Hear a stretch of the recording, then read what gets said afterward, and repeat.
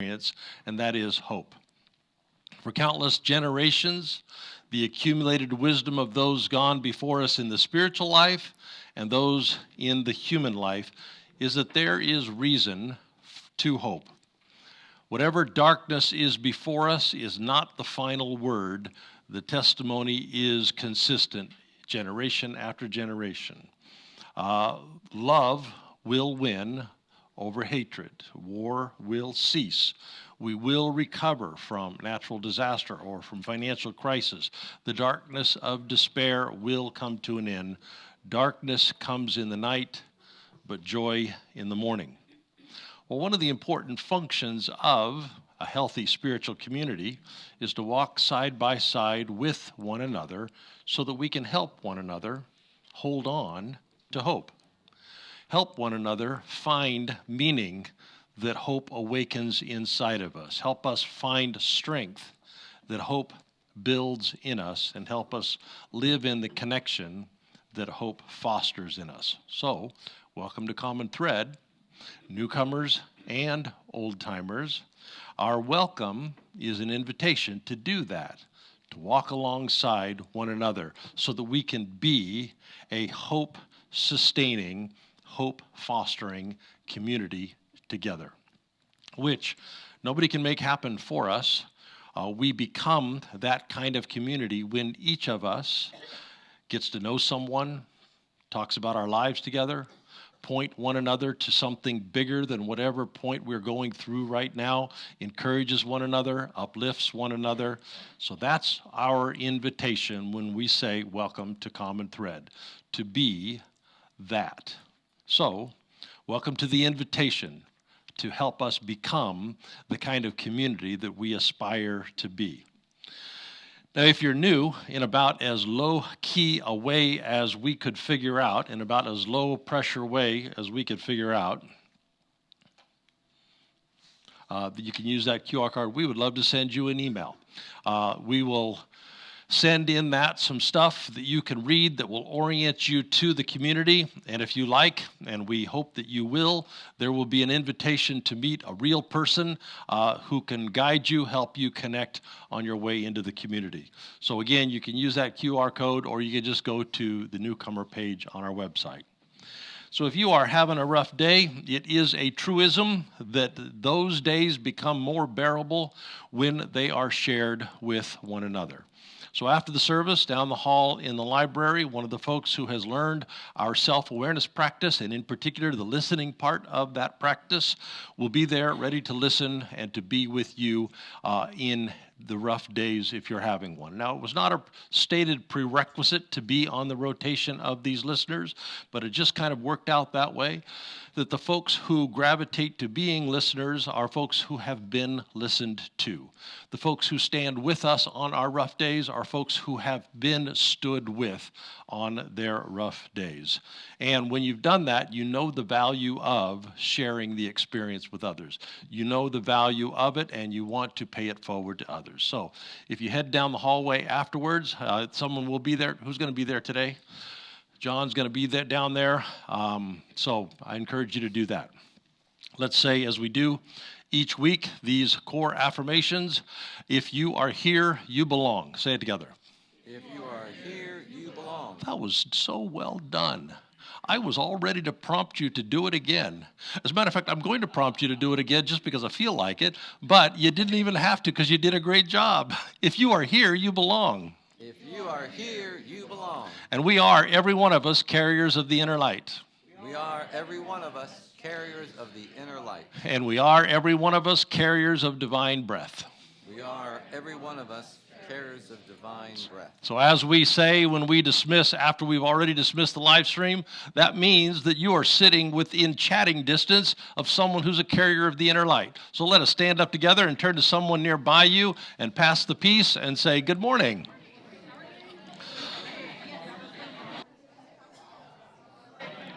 And welcome online, folks. Really glad that you are joining us either today, Sunday, or later. If this is your first time, or if you joined us regularly, welcome to Common Thread, where we are actively rethinking, actively reshaping what healthy spiritual community can look like. We are together exploring what spirituality is and how together we can help one another deepen our spiritual experience. So, watching online, that's a great first step. But every week I invite you to take a second step, to connect online in a person-to-person way. Human beings just are designed so that we thrive more when we do so in community, especially in face-to-face relationships. Well, we've got lots of ways that you can do that. You can discuss the lesson on a Zoom after we dismiss. We've got book clubs, we've got Enneagram groups. Just about everything we do in person, we also have an online version of it. So I hope you will join a space where you can share your own spiritual journey. Join a space where you can both encourage and be encouraged, where you can contribute to and be contributed to. When we dismiss, those of you on the live stream, I hope you'll take a moment, click one of the links in the YouTube notes. The folks you'll meet, I know them. They're looking forward to meeting you. They'll make it easy for you to move from watching to connecting. Anyway, thanks for being here, and let's go ahead and join Sue as we go back to the service.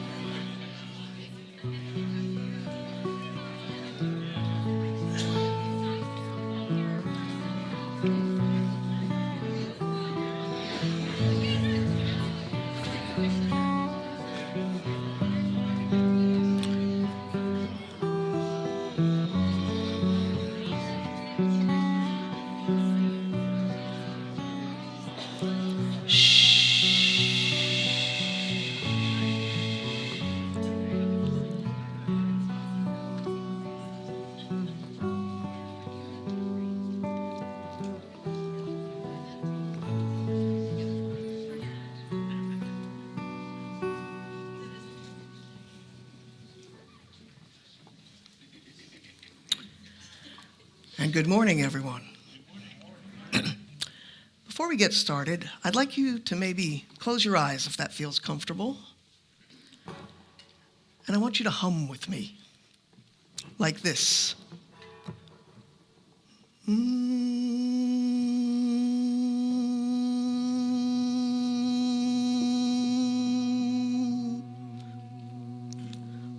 Hold it as long as you can. Okay. Lovely. Did you notice any vibrations within you when you did that? Beside you or around you? All right, let's try it again. And let's do this intentionally this time and hold it as long as you can. And then everybody's going to kind of hold it at different times. And then when you can't hold your breath anymore with the hum, let it go and start again. And I have a feeling we're all going to carry the spaces for each other. And see, when we do it, if you can notice the energy that emerges from the humming. Okay, so close your eyes again if you like. Everybody take a deep breath and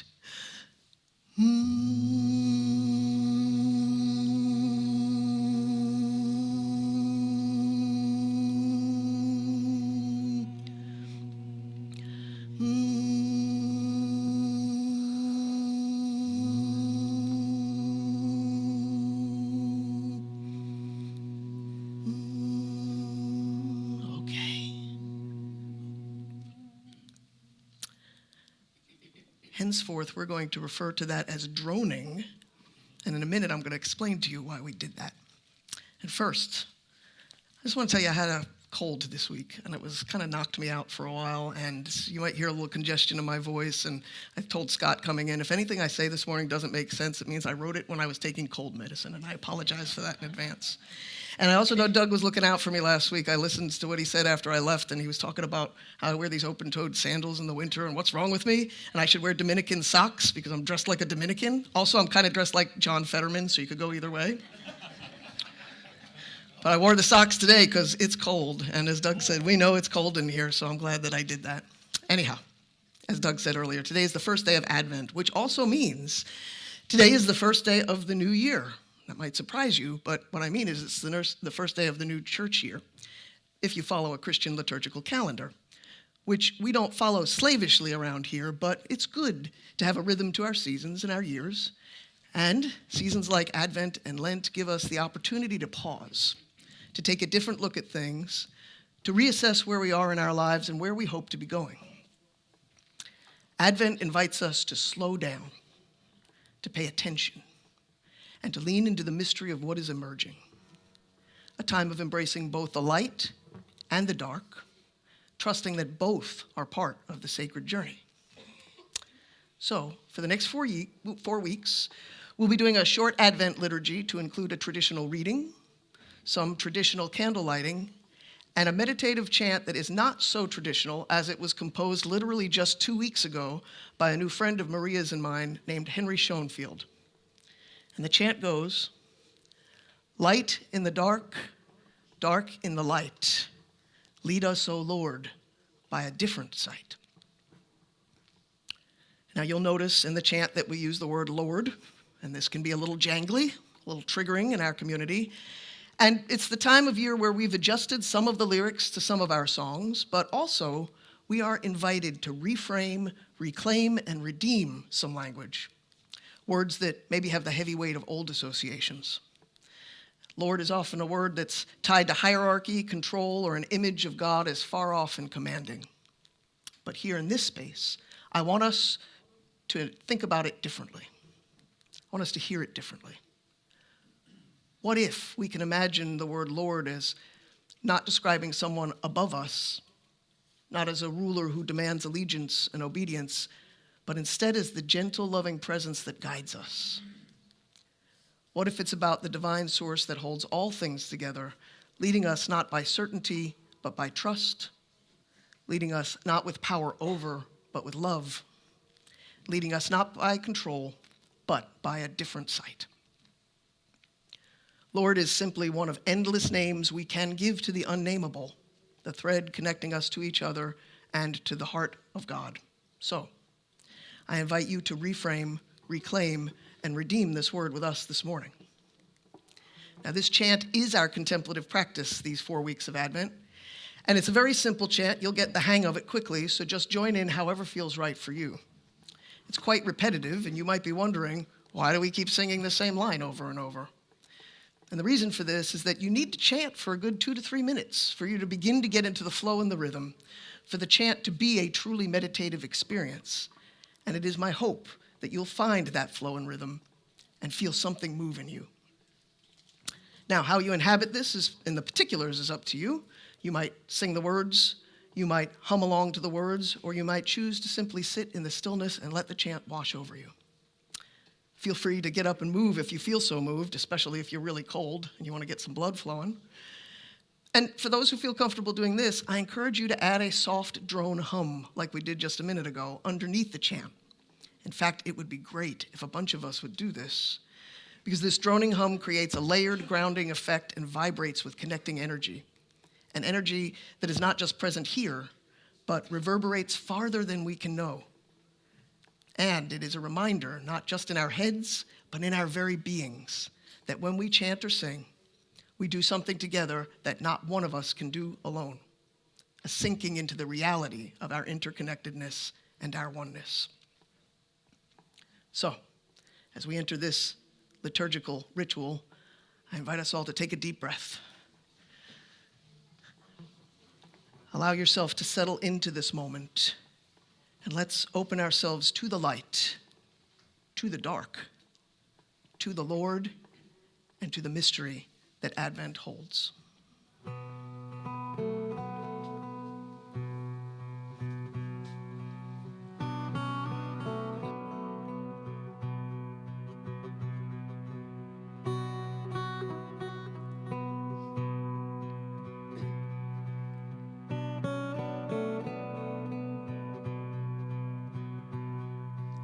Light in the dark,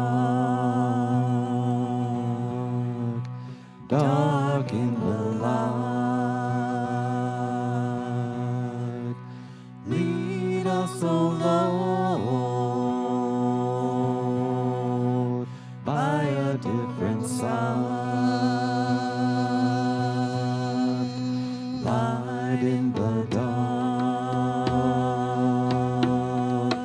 dark in the light. Lead us,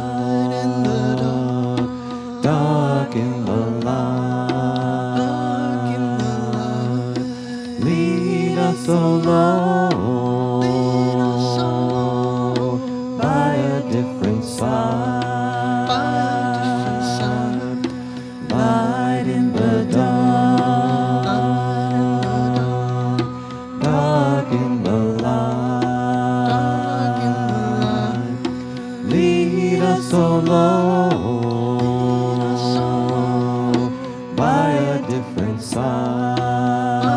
different side. Light in the dark,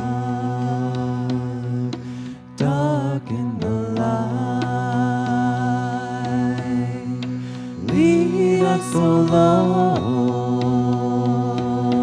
Lord, by a different side.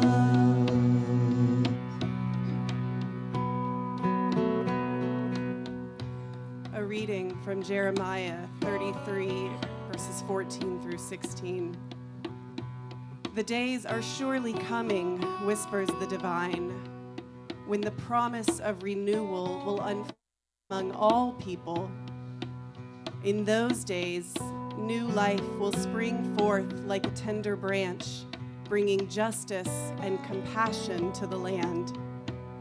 In that time, the broken will be made whole, and all will dwell in peace and safety.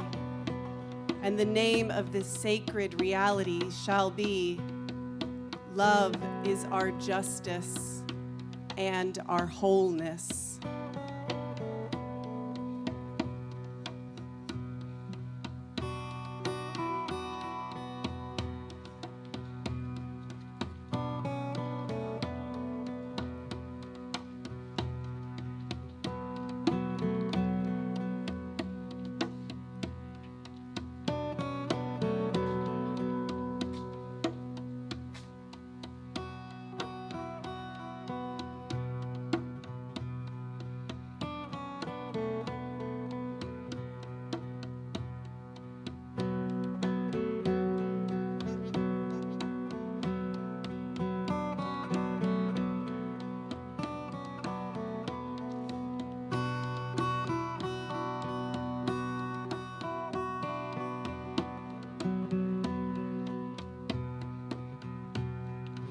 Light in the dark, dark in the light. Lead us, O Lord, by a different side. Light in the dark, dark in the light. Lead us, O Lord, by a different side.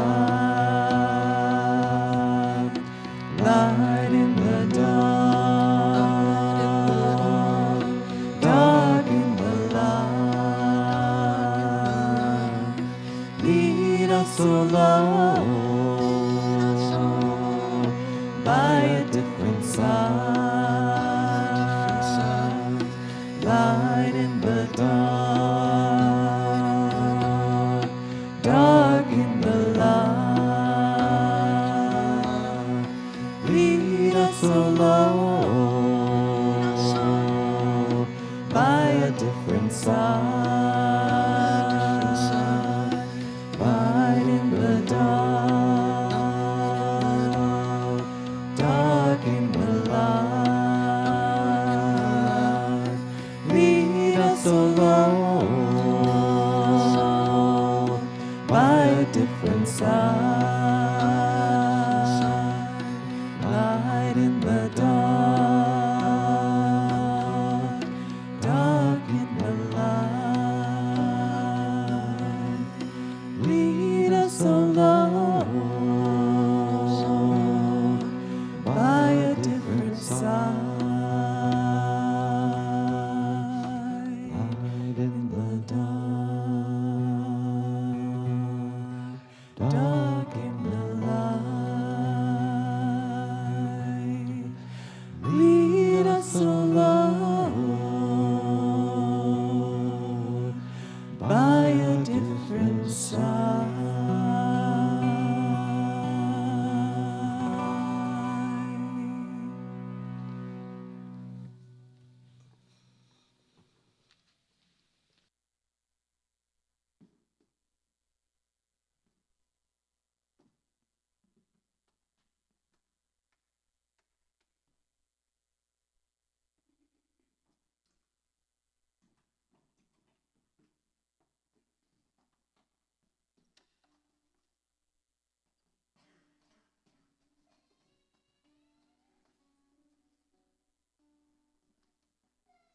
Well,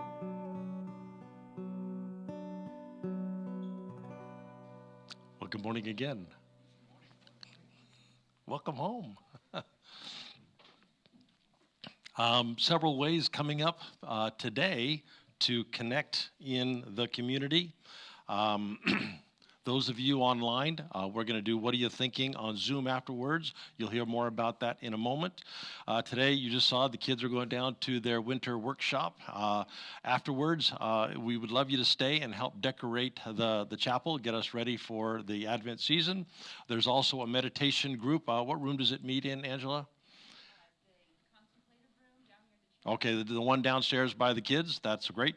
Then also, there's going to be a Welcome House information session. That's going to be in the conference room, is that correct? All right, so that's going to happen there. And then later this afternoon, Brew Crew, where's it going to be this week? No idea. So, go find out where it's going to be. Or just go somewhere else and get a beer, All right, this is a trick. Hold on a second. What else is going on? Christmas party for the adults. Where's that happening? That's at where's Morgan? I just saw her. Is it your house? All right. What day is it going to be? I'm fixing this thing. Hold on. Going to be this Saturday coming up? All right. You'll want to go to that. Brew Cruise at Tap Yard. We just found out. So. Tap Yard? Okay. It's working. Okay, so let's talk about these blessing bags. I showed them to you talked about them last week. This is what they look like. We're going to make a bunch of these. Here's how it's going to work. We are going to bring stuff to the church. There's included socks and wipes and Kleenexes and gloves and beanie hats and peanut butter crackers and nuts and those kinds of things. We're going to do that for the next 2 Sundays. Then the kids are going to assemble that stuff together, and then at the Christmas Eve soup and bread, they're going to hand them to us, and we're going to put them in our cars, and then we meet someone on the road that is in need, we're going to give them to them. So everybody wants to do this. But the problem is always remembering to do it. So I would encourage you to write yourself a note or just pick this up in the lobby. It is the list of all the things that could be brought that would be helpful to put into the bags. So please remember to do that. A lot of Shelby's crew is going out of town for the holidays, particularly on the 22nd. She doesn't have anyone, so it says the clipboard. Yeah, who knows? So just when you're down, go downstairs and say, Shelby, I would love to help. All right.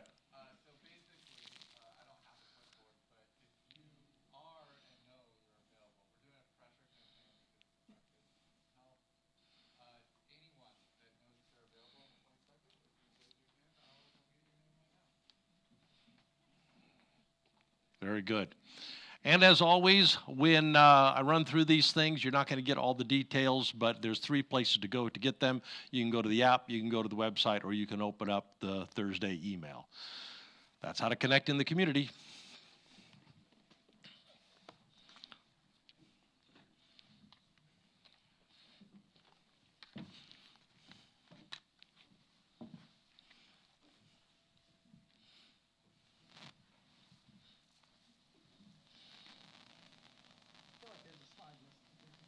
I feel like there's a slide missing, but that's okay. Heather, come on up. Heather's, as you all know, Sherwood as our board chair, and she's going to speak to you for a few minutes. Actually, I guess we'll play Matt's video first, and then you'll speak. I don't know. What do you want to do? It's your gig. It's not mine. Okay, we'll let him play. Okay.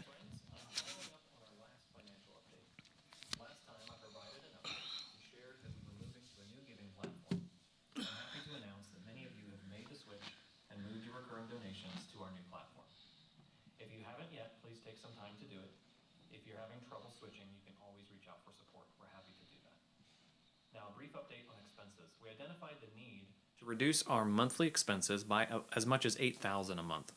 We managed to get very close to this over the past couple months, and if you look at October's financial report, you'll see that it's the closest we have come to operating within our means and protecting our emergency reserves. We've also put some processes and technical means in place to support this. Now, 2025 is right around the corner, and we have a rough draft of the budget for 2025 we'll be refining over the next couple weeks. We will also be revisiting this budget in each quarter next year to ensure that we stay aligned between our income and expenses. I want to say a heartfelt thank you for all of your generous support and happy holidays.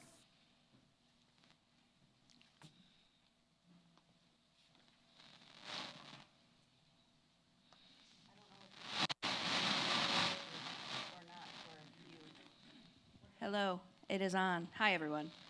Matt, we coordinated the flannels today. Totally not. But as Matt said in the video, I'm so excited about the momentum we have going on in this place. I'm also excited to see a lot of faces in here today I was not anticipating seeing. I told my parents, they're in town this weekend, that, I don't know if you're going to see the same people as last time because it's a holiday weekend. Who knows? But there's people that have even moved that are here today. So I'm just so pumped for the crowd. Wanted to just double click on what Matt had to say about what's been going on giving wise. It's end of year. We know there are some people that their retirement planning and so forth means that they have to figure out what to do at the end of the year for tax purposes. If this is you and you have those circumstances, obviously we would completely welcome your continuation of doing that. We see this year over year. It happens. There's a trend of people doing that. So just know that that is still a thing, but also please know that we are in a really great place moving into next year. And I'm really excited about a lot of the things happening that Matt touched on, as well as the findings from the community survey. In the coming weeks, you're going to hear kind of the overall themes that we learned from that survey. So thank you. There was just over 40 folks that participated this year, which is great. And I actually looked, and we were a little inflated at thinking that 100 people did it last year. But it's a comparable percentage of the community, and I couldn't be more grateful for the folks that participated in that. We also have a process to kind of engage with the board as well as leadership in the church that we're going to be launching early next year. So if you have interest or desire, passion, nosiness, whatever it is, please reach out to myself or anyone on the board to get involved. We would love to be very transparent and partnering with you all as a community as we move forward and keep the focus on how we're going to be using collectively what we do in this group, not just for the people that show up here on Sundays, that show up at our group events, but I love the blessing bag thing we're doing, to do more stuff like that, because I think a lot of people in our community want to have a thing to hook into. Preston leads a lot of opportunities, and I would love to get creative around even more that we could look at next year, because this year was all about transition, and I think next year is all about how do we want to invest in not just people here, but what's going on in the world. So I think that's all I needed to cover today. So I'm going to pass it. I also just wanted to clarify. I said last time I spoke that we've never had a budget at Common Thread. And that's very much an overstatement. It's not that we haven't had a budget. We haven't done well at holding ourselves accountable to stay within the budget.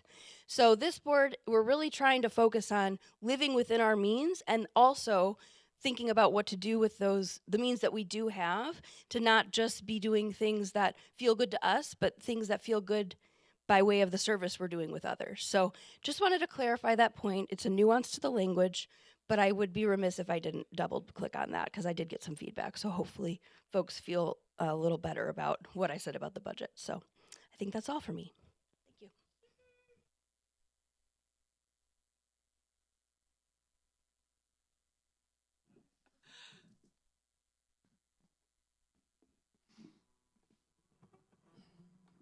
you.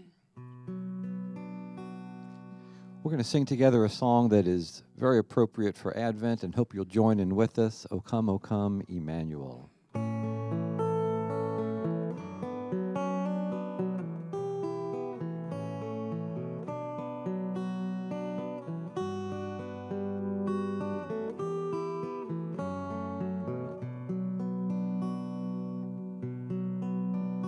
O come, Emmanuel, and ransom captive Israel, that mourns in lonely exile here, until the Son of God appear. Rejoice, rejoice, Emmanuel shall come to thee, O Israel. O come, thou day spring from on high, and cheer us by thy drawing.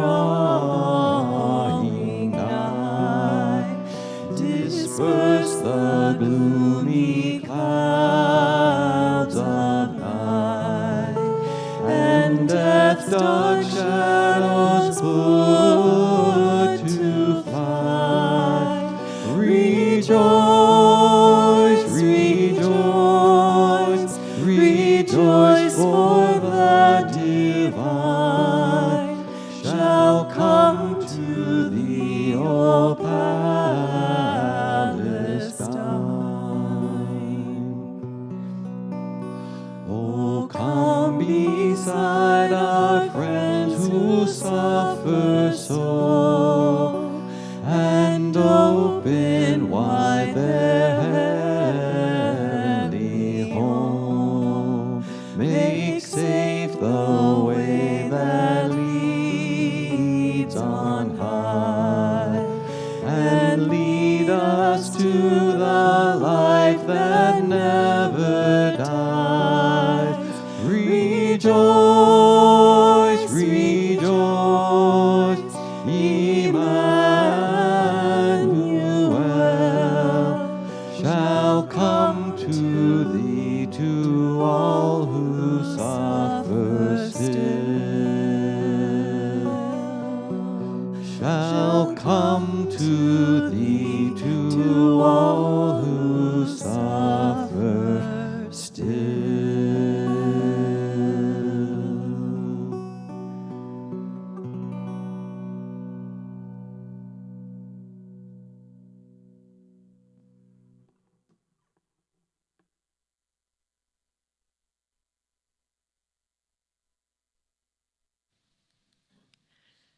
Jesus said, "There will be signs in the sun, the moon, and the stars, and on the earth distress among nations, confused by the roaring sea and the waves.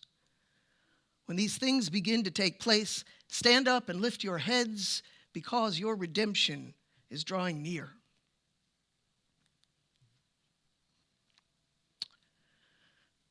So about 15 years ago, a few days before Christmas, I was behind on my obligatory holiday shopping. And it really doesn't matter what kind of shopping we are talking about. I do not like shopping. At the time, I was a single mom with a pretty demanding job, 2 teenagers in the house, a fairly big extended family I'd be spending the holiday with, and I figured one Friday afternoon, okay, take a deep breath, Kemple, head out into the madness, you can do this. And I won't ever forget being in Kohl's department store, a shopping cart filled with clothes and knickknacks and nonsense, when a feeling of absolute overwhelm came over me. The store was packed, my cart was overflowing, I was claustrophobic, and I was on the verge of what felt like a panic attack, and I don't really have panic attacks. At one point, I just stopped. I looked at the cart, full of everything I thought I was supposed to buy, and I thought, this is ridiculous. So I left the cart right there in the aisle and walked out of the store. And as I made my way to the only other retail establishment I planned to visit that holiday season, I said to myself, if they don't want a gift from the ABC store this year, they are not getting a gift from me. I think I probably wound up giving my kids cash, not bourbon. Let's hope so, because they were teenagers. Now, of course, this was years ago, before I was on this leg of my spiritual journey, back when there was a certain emptiness in me that I was promised could be filled by showering my beloveds with Christmas gifts or whiskey. I still remember in my bones that feeling of being caught up in our culture's annual frenetic homage to consumerism. The endless loop of carols in every store, the flashing lights, the Black Friday emails starting in mid-October, commercials urging us to buy more gifts, eat more food, drink more cheer. It's only gotten worse over time. And this year, I'm not really paying attention, but I'm guessing the whole scene is probably on steroids, even a little more than usual. Because the overlords of consumerism are no doubt eager to tap into our culture's collective sense of dread, or at least depression, and offer us the veneer of something hopeful and magical. At a cost, of course. A financial cost, sure, but also an emotional one, and especially a spiritual one. This sacred pause our tradition intended for us to dwell upon the profound mystery of divine incarnation on earth has been hijacked in our culture by grotesque glitter and greed and credit card debt. You know, living in this culture, we can forget that in our liturgical tradition, in our Christian tradition, Christmas doesn't come until December 25th. As We just celebrated in our liturgy a few minutes ago. This period of time, from today through December 24th, is called Advent. And you might wonder, as a deconstructed sort of Christian or agnostic spiritual seeker, what's so inherently sacred about this time of year anyway? Why would we put so much emphasis on a story that can be a little hard to believe for some of us in many ways? A season that begs questions such as, did the virgin birth really happen? Or was there a literal star guiding literal wise men from the east? Or why do we celebrate this on December 25th? Wasn't that just an old pagan festival? And these are fair questions, but I think they're missing the point. What's more interesting to me, and maybe to you too, are two things. One, the deeper meaning these stories are trying to convey in the midst of this season.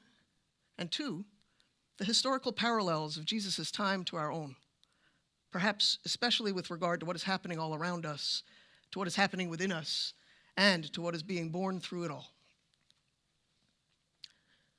As Doug led us with today, you know that the theme for the first Sunday of Advent each year is hope.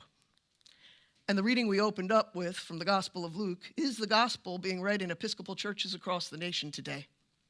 Jesus warning us of signs in the sun, the moon and the stars, nations in distress, people fainting from fear, which doesn't sound very hopeful to me.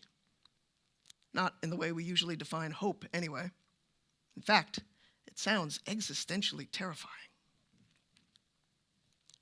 But it's a reminder that in our spiritual tradition, we don't meet Jesus in a sanitized nativity scene with halos and candles and angels singing about peace on earth, actually. Those things were added later. We are introduced to Jesus in the gritty, turbulent world of first century Judea, a time that felt to many, no doubt, every bit as apocalyptic as our time feels to many of us now. Advent, in fact, begins in the dark, as a mirror of the time in which Jesus came into the world. The Roman Empire was the dominant force in his world back then, but cracks were showing in its foundation. There was unrest in the provinces, a rising sense of resistance among the occupied peoples. For the Jewish community, it was a time of profound longing and uncertainty. The Romans had brought brutal control, high taxes, and a kind of peace that felt more like a chokehold. The people yearned for liberation, for someone who could upend the powers that be and usher in a new age. In fact, the word Messiah means anointed one. And it carried a sense of hope, like a live wire, sparking imaginations and prophecies, some of which have been recorded and handed down to us. And yet, alongside that hope were competing visions and confusion. Some believed the Messiah would be a warrior king, a second David who would overthrow Rome by force. Others envisioned a priestly figure who would restore spiritual purity and God's favor. And still others, like the Essenes in the desert, saw the whole world as corrupt and awaited a dramatic reckoning when God would intervene directly to end the chaos and bring justice to a downtrodden people. Does some of that tension and confusion and darkness feel familiar? Do some of those hopes feel a little familiar? Today we yearn for leaders to save us. Some preferring a governor willing to operate within the rules we hold sacred. Some preferring a strong man who is willing to burn it all down. And others just praying for an all-powerful God to come down and fix the mess. A mess of so many varied yet deeply interconnected crises. Climate change, political polarization, economic instability. So many that it's hard to hold them all in our heads. In fact, you may have heard all of these crises described together with the term polycrisis. That's a term coined by authors Edgar Morin and Anne Bridget Kern in a book they wrote back in 1993 called Homeland Earth. It's a pretty obscure book. You may not have read it. But Polycrisis is a way of describing the tangled mess of global challenges we face, where each crisis feeds into the next, making the whole much bigger than the sum of its parts, and all of it incredibly difficult to manage or impossible to resolve. Take, for instance, the homelessness crisis. And on the surface, it may seem like an issue of housing alone, so the solution might appear to be building more affordable housing. While housing is critical and foundational, homelessness is also deeply tied to factors such as mental health, addiction, systemic racism, and the lack of a living wage. When we focus on only one piece, like housing, without addressing the larger ecosystem, access to healthcare, social services, and meaningful employment, we can unintentionally perpetuate the very systems that keep people unhoused. Or think about climate change. Policies like banning plastic straws or encouraging electric vehicles seem like steps in the right direction, and they are, but they're not enough. These efforts don't address the broader systems driving environmental degradation, consumerism, extractive economies, and social inequality. Without seeing these connections, well-intentioned solutions can feel hollow, leaving us disillusioned and burned out when the needle doesn't move. And then there's the state of democracy itself. Many people feel deeply unsettled, as though we are caught in this endless tug of war between different versions of the world. Some advocate for reforms like voting rights legislation or campaign finance laws, which are vital, but these solutions alone don't address the deeper fractures, the erosion of trust, the isolation that feeds disinformation, or the despair that can make authoritarian solutions seem appealing. Each of these crises, homelessness, climate change, and the state of democracy, are not isolated problems unto themselves. They are deeply interconnected symptoms of larger broken systems, part of a larger polycrisis, where fragmented solutions are like playing whack-a-mole, where narrow proposals fall short because they don't address the shared global root causes of economic inequality, disconnection, and unsustainable systems.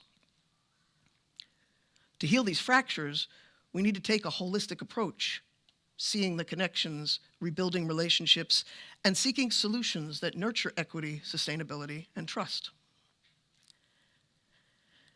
We frequently talk about the importance of doing both service and systems work here at Common Thread. Service work, for instance, is about making a sandwich for someone who is hungry or giving them a blessing bag. Systems work looks at the underlying systemic failures that cause people to be hungry or needing blessing bags in the first place. Doug spoke last week about his hope for leading the re-engagement of our community with One Wake next year, the coalition of local spiritual communities taking on strategic systems work, one problem at a time. And this is very important work. I hope we get back to that next year too. And it still doesn't go deep enough. What if instead of just looking to fix broken systems, we also asked, what is the energy driving all of this in the first place? What is the spiritual crisis within each of us that has over centuries contributed to the endless, interconnected, and intractable crises we find ourselves dealing with now?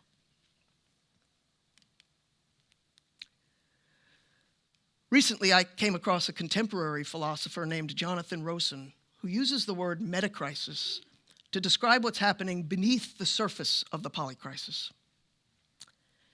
It's not just about the interconnected web of external crises, he says, like wildfires, hunger, or political conflict, but about the deeper ways we think, live, and relate to the world.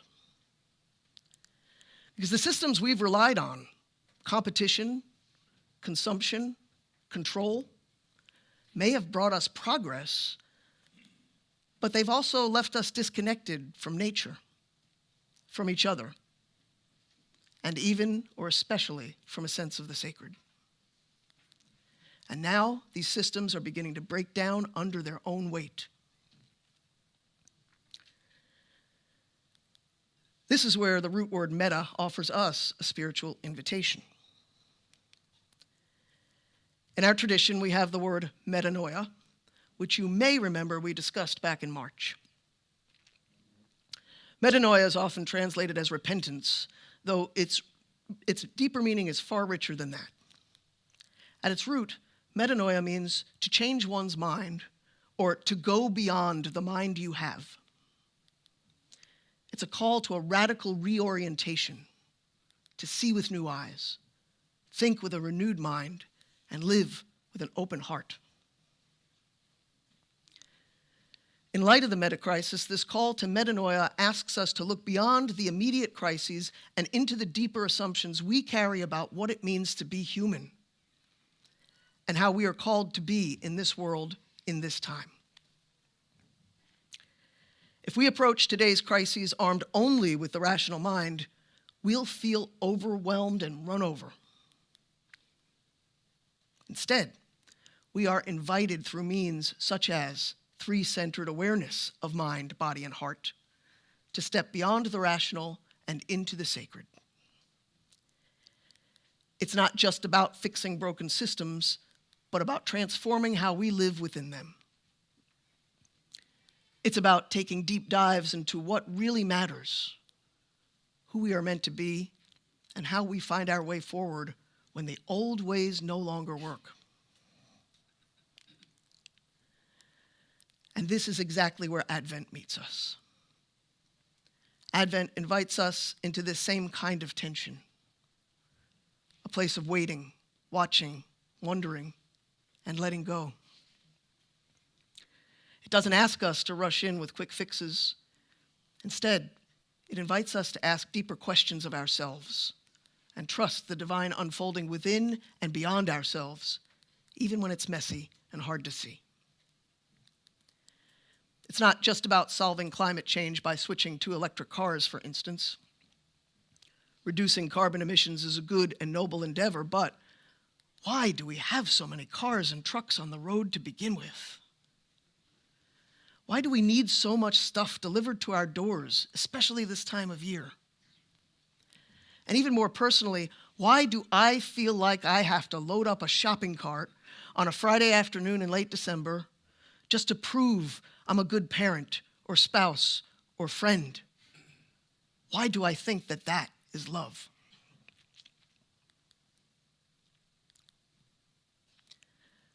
When we stop looking outside ourselves and instead turn inward, we might be able to reframe what seem like unsolvable problems as sacred opportunities, as conditions for our own awakening.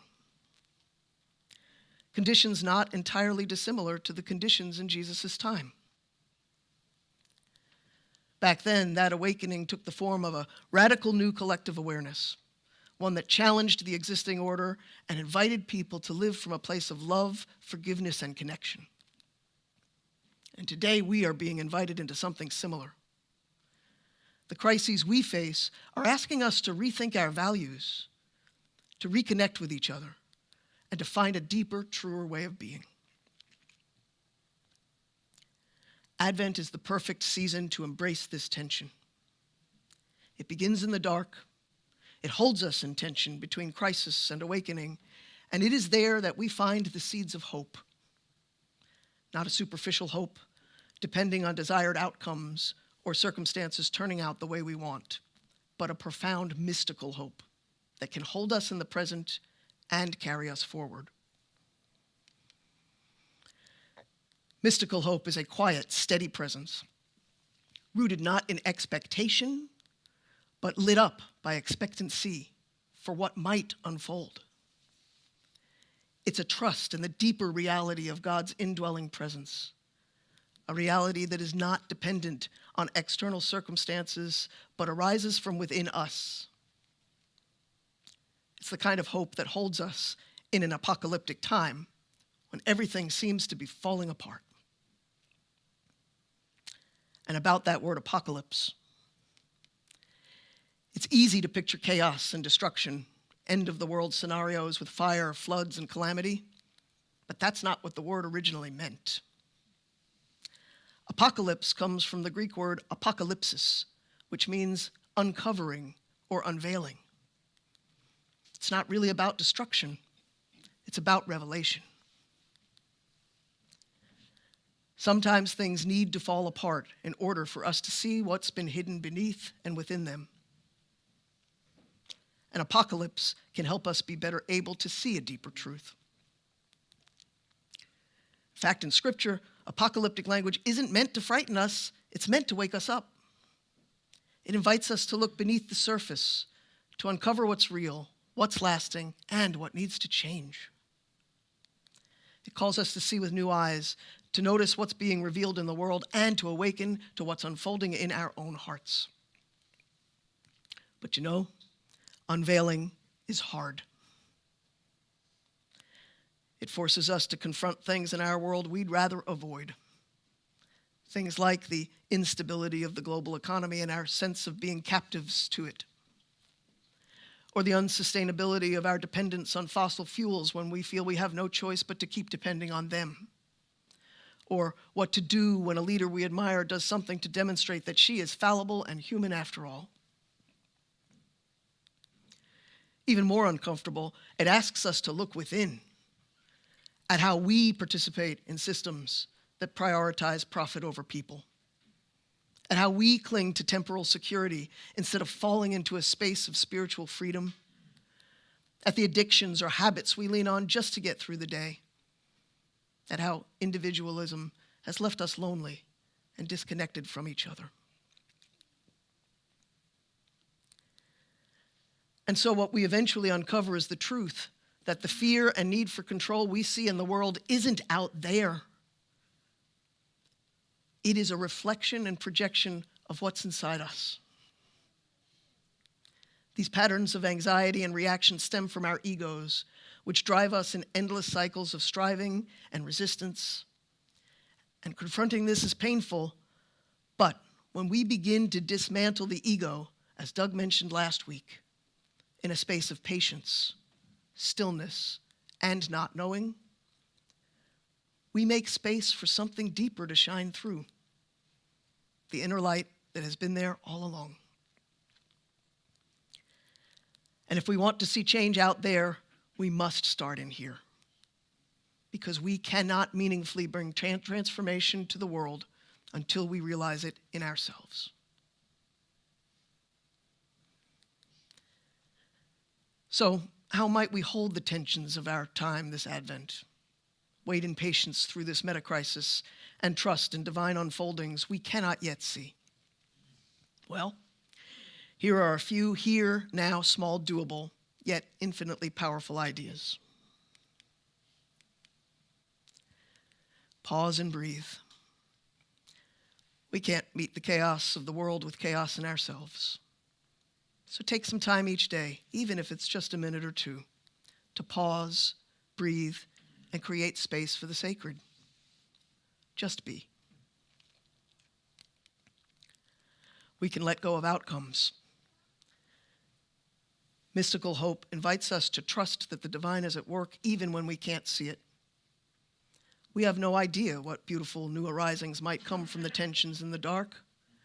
We have no idea that when an outcome that we hope for doesn't happen, that something better might be on the other side. So let's be present to the moment and see what happens. Doug said this before too, lean into community. The meta-crisis cannot be faced alone. We need each other. And Common Thread is a space where we can share, grieve, and imagine with each other. Let's work the circle from this place of mystical hope and divine light within us and lean into being community together. Let's see if we can adopt a different posture, because I hope you don't take away from this lesson a suggestion that you don't go Christmas shopping. What I might invite you to consider is how you do it. What's the motivation? For whom are you shopping? Whom do you patronize, and how do your vendor choices align with your values? And when you're in the midst of the frenzy, are you spinning in and contributing to this homage to consumerism like I was in that Kohl's department store? Or are you bringing a sense of groundedness and calm? Because the energy you put out into that shopping mall doesn't just matter, it can be transformative. Your Christmas shopping can be sacred. So while you're there, be the light. Small actions taken from a place of deep love are infinitely more powerful than big actions taken from a place of obligation. So, where can you bring love and light into the world this season? Here, now, small, doable. Start with a blessing bag, maybe, and keep going from there. Advent begins in the dark, but it doesn't leave us there. In fact, we light candles. One by one, as the weeks go on, the light will grow brighter. And that's mystical hope. A hope that calls us beyond the bounds of reason into the embrace of the sacred. And it whispers to us, hold the tension. Trust the divine alchemy at work, even and especially amid the chaos. And if we can listen, mystical hope grows in us. And when the time for waiting has ended and the moment comes to act, we will know it deep in our bones. And we will be moved into action, acting not from urgency or fear, not from duty or obligation, but from a wellspring of divine love, so profound, so boundless, it sustains itself endlessly and manifests itself through small, steady steps born of that love. Divine love flowing through us as healers and repairers in the meta-crisis, as healers and repairers of our world. And so, indwelling divine, may we enter this season with open hearts. May we wait not passively but expectantly. May we let go of the old, make space for the new, and trust that your divine unfoldings are already at work in and through us, redeeming all things and making all things new. Amen.